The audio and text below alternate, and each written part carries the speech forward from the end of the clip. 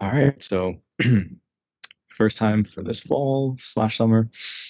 Oof. All right, so welcome everyone to tonight's workshop on time management presented by Crimson Coaching, hosted by us here at the Queens Public Library's College Readiness Program. If you are watching this recording, please feel free to send questions to the college period readiness at queenslibrary.org email and let us know what other workshops you would like to see this school year. Without further ado, I will turn it over to our wonderful presenter for tonight. Thanks, Norman. It's such a pleasure to be back at Queens Public Library talking about the skills that students will need to succeed in middle and high school, and to be honest, college too. So tonight's talk is the first of three. Next week we'll be doing note-taking and study skills, and then the week after we'll be doing building healthy school-centered relationships. But tonight's workshop is really one of the most important skills that I think anybody, students, adults, can master in order to succeed in life, and that's time management. So a little bit about me, the presenter. I'm the founder and president of Crimson Coaching, which provides academic tutoring, test prep, and college counseling to students worldwide. A lot of times people ask me, why'd you name your company a color, the color crimson? That's because my alma mater, where I went to undergrad, is Harvard, and Harvard's color is crimson. What I also do is coach students to achieve their highest potential.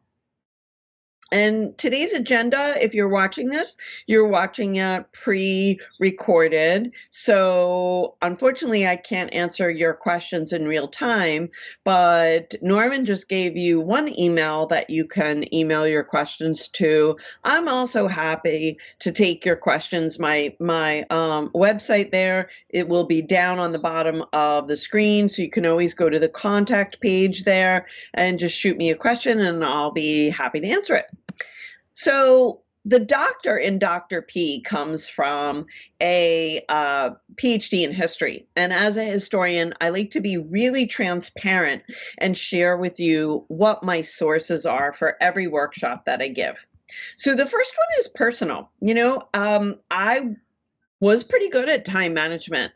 As a kid, I liked to juggle a lot of things. I was involved in a lot of things. And when you're involved in a lot of things, you do need to get good at time management. And so in high school and college, this happens to be where I lived when I was at Harvard, Dunster House, that little onion-shaped crimson dome.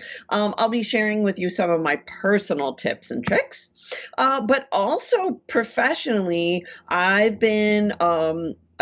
was a full-time high school teacher starting in 1997, and I did that for 10 years. And I really know sort of how the teenage brain works. And so I really truly believe that maybe learning these things and persevering through some of the more difficult challenges that time management presents can really pay off later in high school and in college. The first place, the school that you can see there was the first place I taught. That was at Great Neck North High School, and not very far from Queens Public Library in the northwest part of Nassau County. And the last place I taught was Scarsdale High School. In between, I taught for 5 years at Horace Mann School.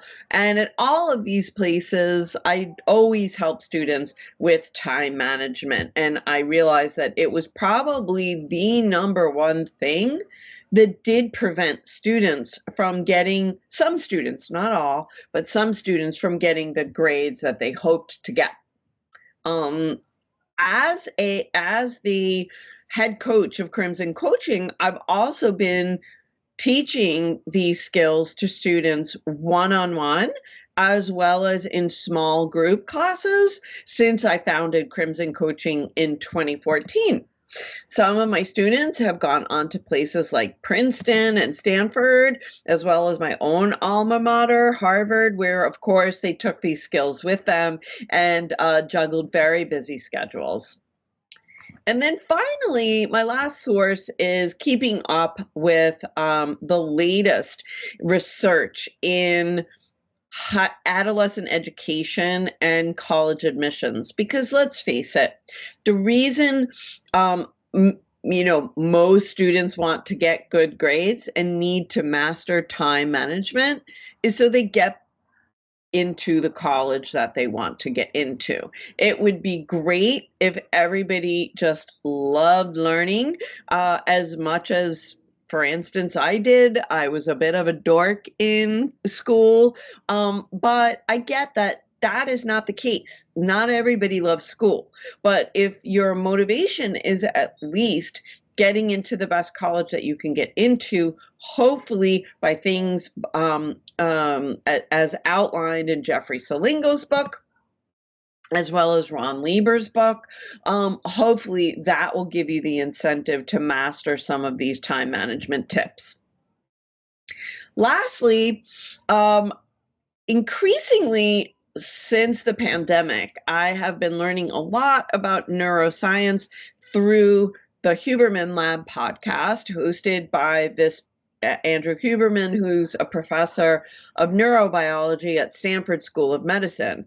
And by learning about the brain, we can also learn about how our brain thinks about time and different tips and tricks we can take, not necessarily hacks, but kind of like hacks that we can take to sort of master time management.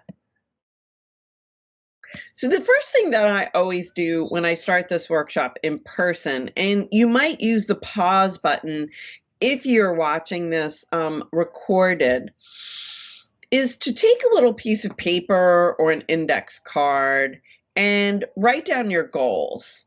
Because I'm a big believer that how you use your time reflects your goals, or it should. And if it's not, then seeing your goals in black and white might allow you the motive or give you the motivation that you need to maybe institute some of these tricks to get better at time management. So, what are your goals for today's workshop? You can write it down, write at least one, but since you're using the pause button, if you have more than one, feel free to write that down too. Okay, now that you've unpaused the video, what are your goals for this school year? We're entering into the 2025-2026 school year, and hopefully your future goals for this school year may be reflective of the past. So, for example, if you ended up last year with a B minus in your math class, maybe this year your goal will be to get a B. So I'd like you to be really specific about your goals, and they don't need to just be academic. They can be athletic. So, for example, I was a swimmer in junior high and high school, and so maybe if you're a swimmer, it might be to shave a few seconds off of your time in whatever event. But whatever your goal is, please write it down and be as specific as possible.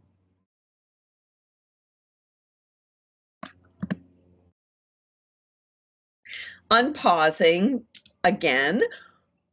Lastly, I'd like you to write, what are your goals for the remainder of whatever school you're in now, middle, high school, or college? And if the rest of the school year is your last year in whatever school you're in, you can think about perhaps what your goals are for the next school you will be in. Once again, being as specific as possible. When and not just academic, any goal you might have.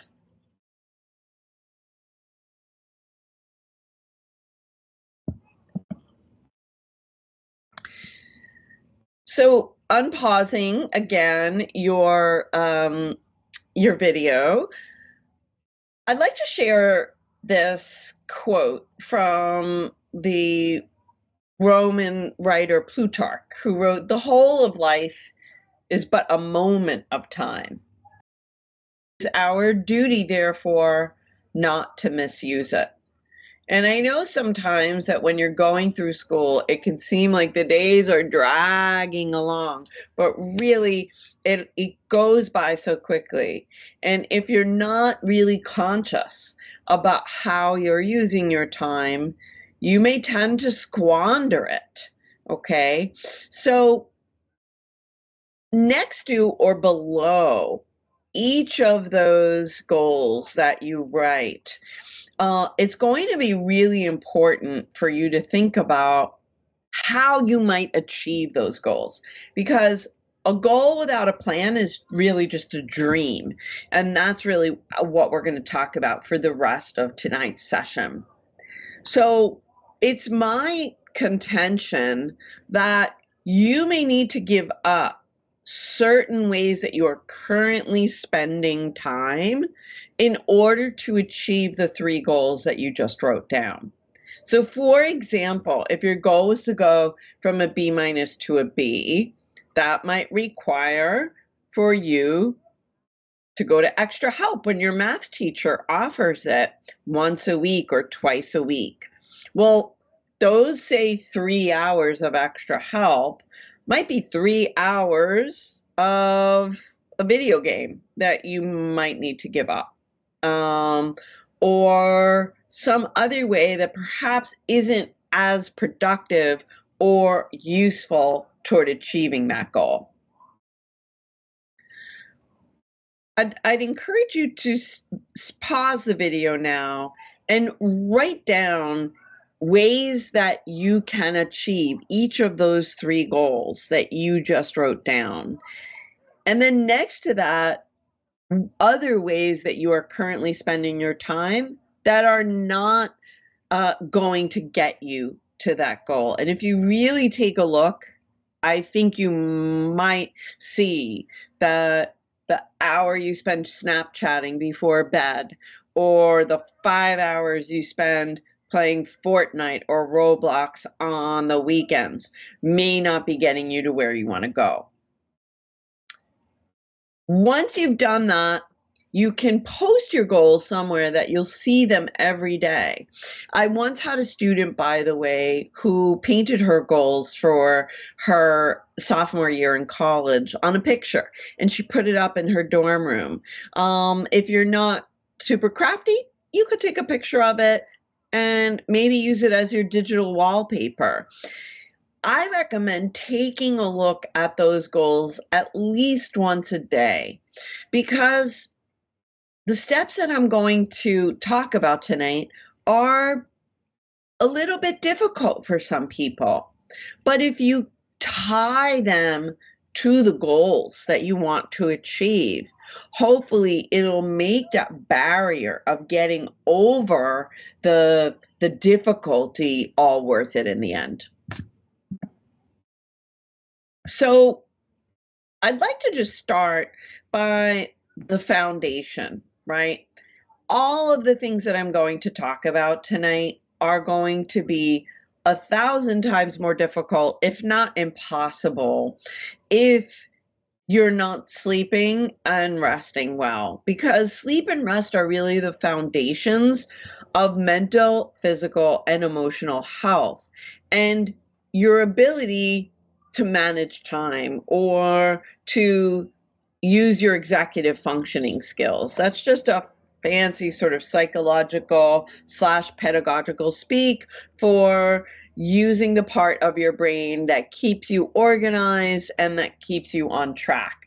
It's really difficult to do that if you're tired, if you're cranky, and if you're run down. So if you would like to, get an expert on a view on how to improve your sleep, how to rest, I do recommend checking out the Huberman Lab super protocols for sleep and for rest.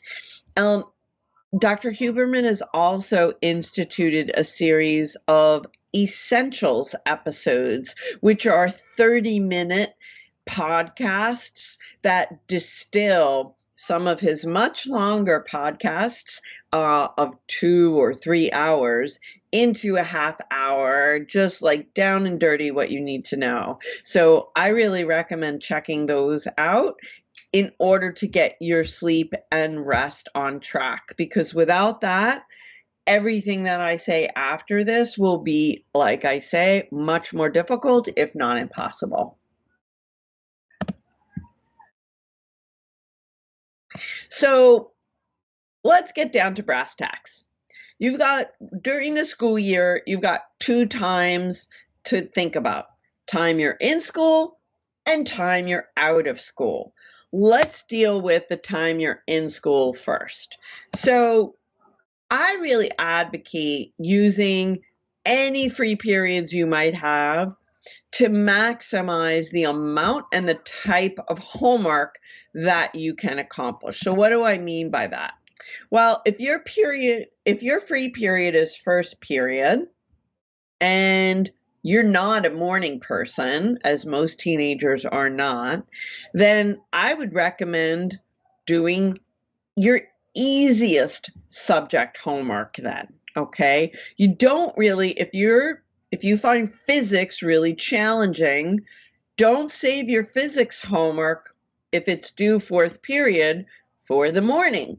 You want it, perhaps, if, I don't know, Spanish is easy for you. I never really advocate doing your homework due that day in the morning of, but if you have to and you find Spanish easy, then do your Spanish in the morning, okay? You don't want to do something that's difficult for you at the time of day you're not your best. Okay, this is really something, and we'll talk about this a little bit about time outside of the school day, but this really pertains to weekends, right? When you are more in control of what you can do when, okay?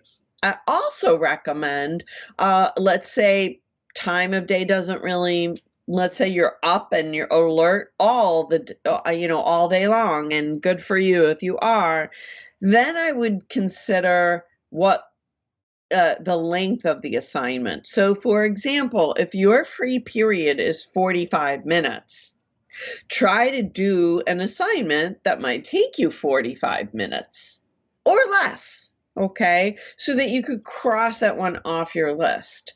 I don't recommend doing something that might take you an hour and a half, because then you're not really able to cross that thing off your list for the day, okay? Now, the time outside of school, either after school or on the weekends, once again, do your hardest subject for when you're most alert, okay? I went on a lot about my goals, so I'm going to skip my example of Daniel.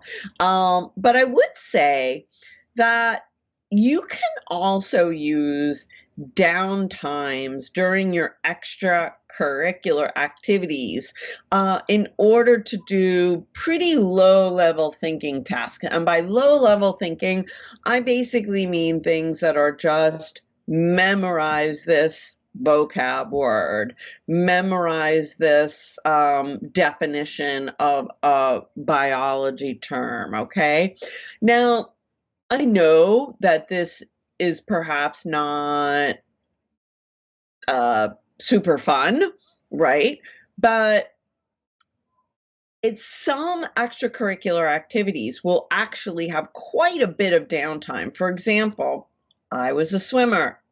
I was not a great swimmer or a very fast swimmer, so I was not in a ton of events. And so I would still have to go, of course, to the entire swim meet because I was a member of the team. But the swim meet might last, I don't know, 2 hours or 3 hours, and I was only swimming during maybe 15 minutes of that. Of course, I'm not going to take the rest of the, 2 hours and 45 minutes to study, but perhaps I could study for an hour of that time and review my vocab. Okay. You could do that on car rides. I was also in a lot of plays during dress rehearsals and whatnot. There was a ton of downtimes that I could do that. I would not, however, use these times for the kinds of work that requires deep thought, like essay planning, for example, or essay writing for that matter. We really just want to do kind of like almost rote memorization work during this time. The reason why that's so important is because the more you can get done during these downtimes, the less you're going to have to do at home and the more time that you will have for fun later on. I once had a question asked to me when I would do lots of all of these talks in person, way back in, I think, 2017, by a young lady who I later went on to tutor for her SAT and is now graduated from Boston University. And she was a ninth grader at the time, and she was in some AP classes already. She was quite bright. And she raised her hand and said, well, how can I get A's in all of my classes and be in all the extracurricular activities I want to be in and still sleep 8 hours a night? And I said to her, unfortunately, God only created 24 hours in a day. And so sometimes we need to make difficult choices. I personally would never advocate that a student skimp on sleep. I am a big believer, as I mentioned before, that sleep is so foundational. You can't do anything else well or enjoy it unless you've slept enough. And teenagers need, on average, 9.25 hours of sleep per night. The bare minimum I think you should be getting is 8. So I know many teenagers in lots of activities and doing AP exams are getting many fewer hours, sometimes 5 or 6 a night. So I would say that at that point, you really want to choose between perhaps so many activities, the rigor of the classes that you're taking, or maybe you decide you want both, but you're okay with just getting B's instead of A's in the classes. And I am not here to tell you which is the right choice. You and your parents really need to make that choice together.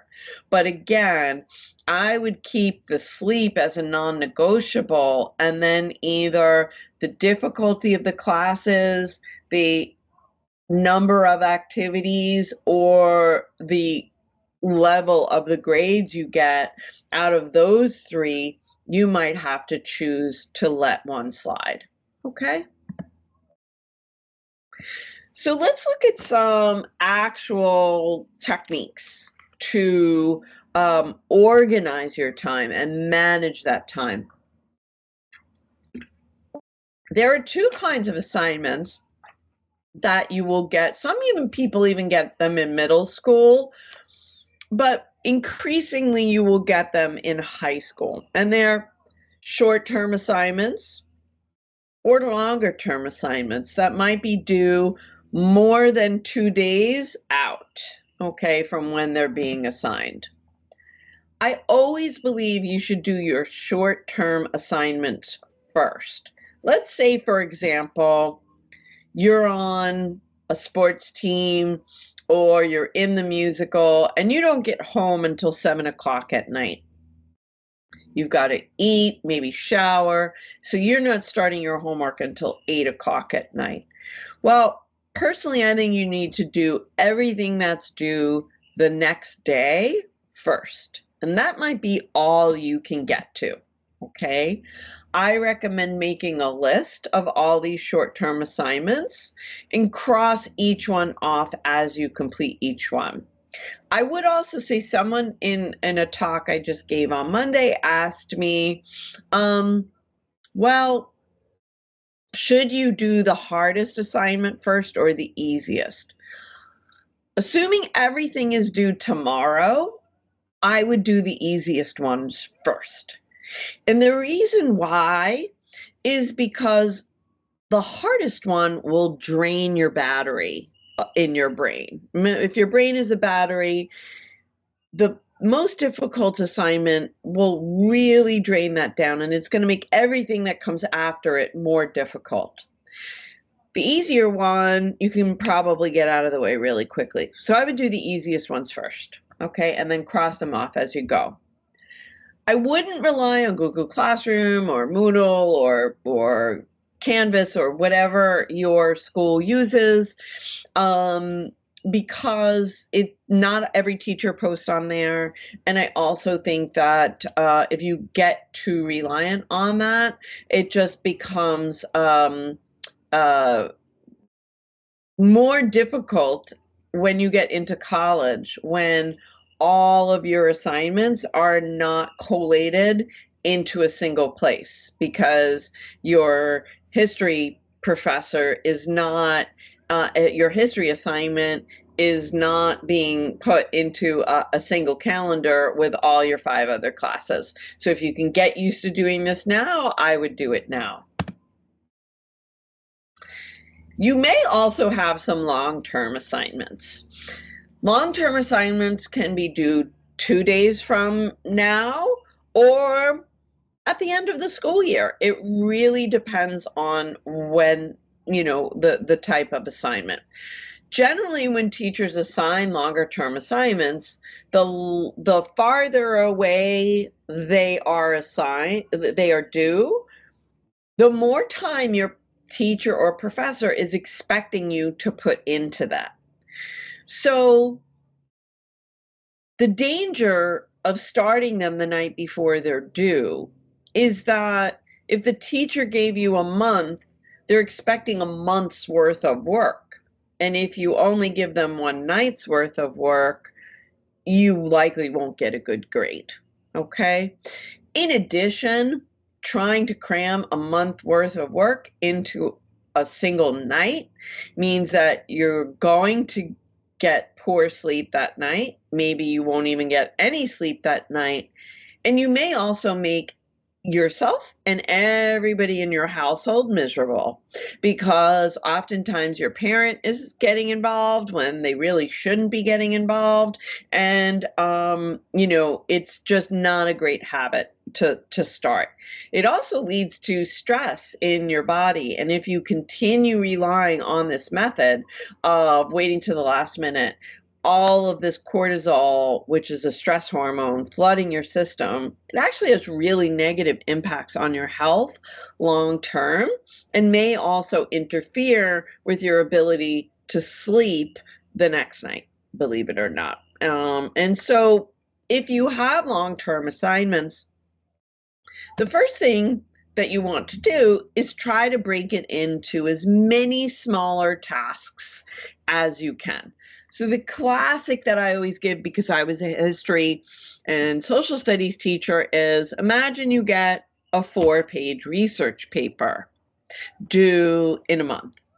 Well, a research paper involves probably 5 different stages. First is the research, looking for sources. Second is the reading the sources and taking notes on them. Third, you should have an outline. Fourth is the writing of the paper. And fifth would be the editing of the paper.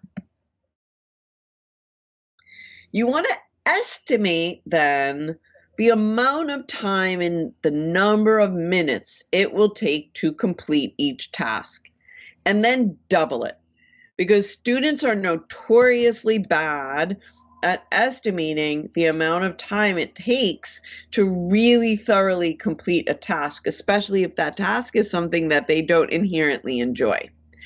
So for our mythical 4-page research paper, I would say it should take you at least 120. I'm already doubling because I've done this for a while, so I'm pretty good at estimating. But let's say you think it should take you 60 minutes to find the 4 sources you need. I think it should take you about 120 minutes or 2 hours to complete that task. And then probably another 180 minutes to read and take notes on that task, on those sources rather. Probably 60 minutes to create an outline. I would say it should probably take you 240 minutes to write the 4 pages, about 60 minutes per page, or an hour per page. And then perhaps it takes you another 60 minutes to edit. Now, I totally get that you yourself may be very different. I'm thinking about the average student, right? Maybe history is your best subject and you could do everything in half that amount of time. Maybe history is your worst subject and it takes you twice as long. Or maybe you're a kind of person who spends 3 hours outlining and everything is so detailed that when you write, you can write 4 pages in an hour. So it really is very individualized. I'm just giving you sort of ballpark figures, right? Then you want to count the amount of days you have to work on this assignment on a monthly calendar. Next week, sorry, not next week. I do advocate getting one of these big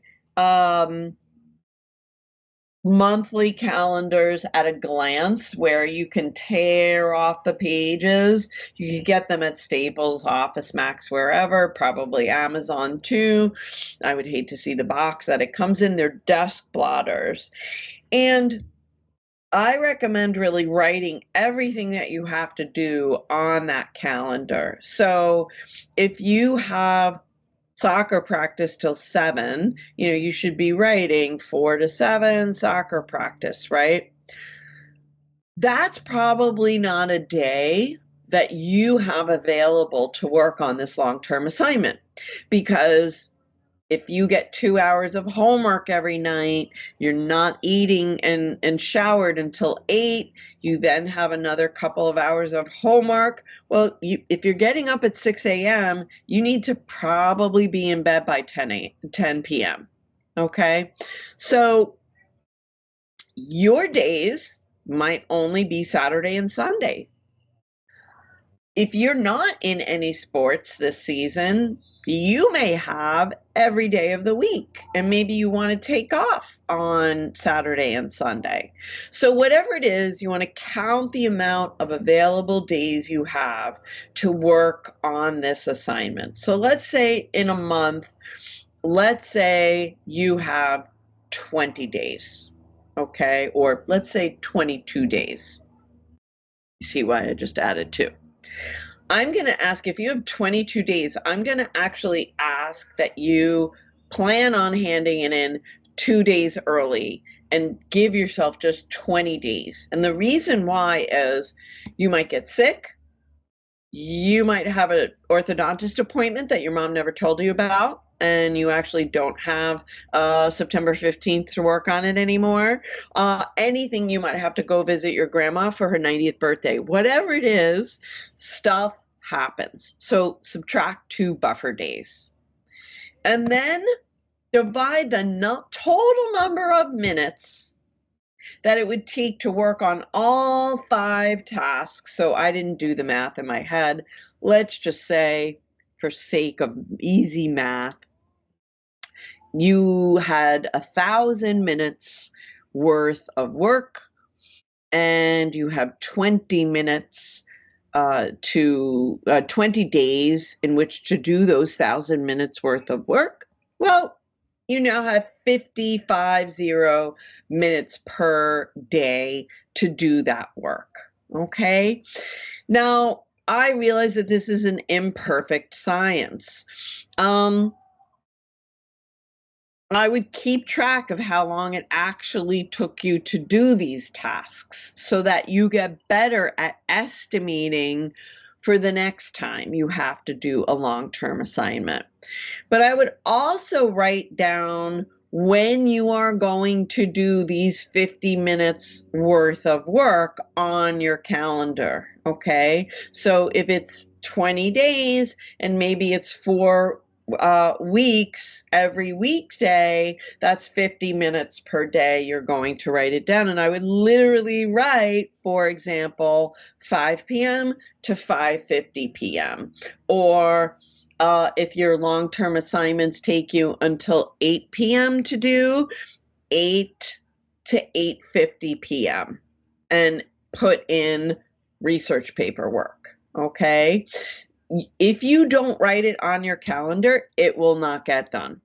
You need to write it down because you need to, again, see it so that you can remember to do it. Let's talk a little bit about what you can do to make yourself more efficient during your tasks. And one thing is that we know from cognitive scientists, from people like Dr. Huberman, is that your brain cannot actually do two things at the same time. What it does is does little micro switches between your tasks. So if you're Snapchatting and doing that history research paper I was talking about and reading, you're not actually reading and Snapchatting at the same time. You're doing one thing and then the other, one thing and then the other. That includes listening to music in the background. Your brain isn't listening to it while you're reading. It's listening to music and then reading, listening, then reading. That is very taxing on your nervous system.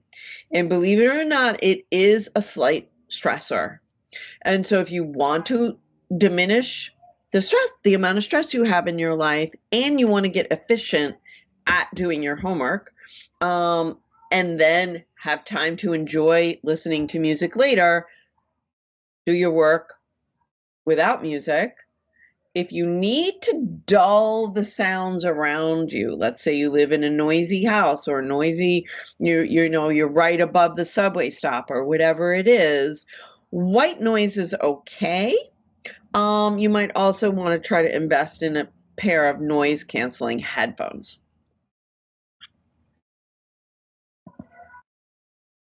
Now, I actually just mentioned something before. I said if you finish work at 8 and you have 50 minutes, you should write 8 to 8:50 p.m. To work on your research paper. That's actually not good advice. I actually would start at 8:10. And the reason why is for every 50 minutes that you work, I recommend you take a 10-minute break. And this is sort of the 5-to-1 ratio that I advocate for all my students.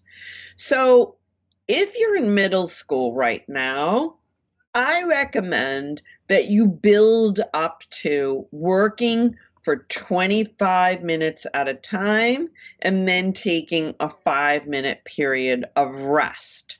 Then 25 minutes, then 5 minutes. Okay, you get the point. I don't think that you need to go more than that when you're in middle school. When you get into high school, I do think that you should slowly work up to 50 minutes of work and 10 minutes of play. We'll get into what I talk about play in a second. Dr. Huberman has talked about something called the ultradian cycle, which is these 90-minute periods during which we are alert and then we lose our alertness.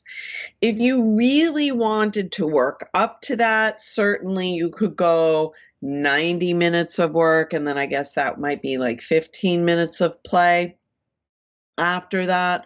But I would actually, after you've done anything for 90 minutes, I really do think you need more like a 90-minute break if you're very focused in the zone, okay? Your play during your rest period, so if you are the middle schooler, let's say you do 25 work, 5 play, 25 work, 5 play, 25 work, and then you have this extended period of rest. Those 5 minutes of play, or high school 10 minutes of play, try not to make them another screen, because most likely you are actually on your screen, on a screen, maybe a laptop or an iPad, for your work. So try to get away from the screen. The other problem with going to Snapchat or texting or whatever on your phone is that it's way too easy to get sucked in for more than 5 or 10 minutes. And so I do recommend setting an alarm on your phone, or you can use an old school alarm clock like the one in the photo here, where you can set when the end of work is, but you should also set an alarm for when the end of play is. And so great ideas of play. Play with your dog, especially if the weather's nice. Go outside, shoot some hoops, talk to your mom in the kitchen. Do some jumping jacks. I know it sounds crazy, but when we're in the zone, that we are usually pretty stationary, and we do need to get our blood pumping to get some more oxygen so that we can refuel our brain with oxygen. Another great plaything: walk to the fridge, get a healthy snack. Basically, get up and away from your screen. I would say, once again, that sleep and rest are the foundations of mental, physical, and emotional health. And one thing that you might want to do after your 90 minutes of work is to take what's called, or what Andrew Huberman calls, a non-sleep deep rest.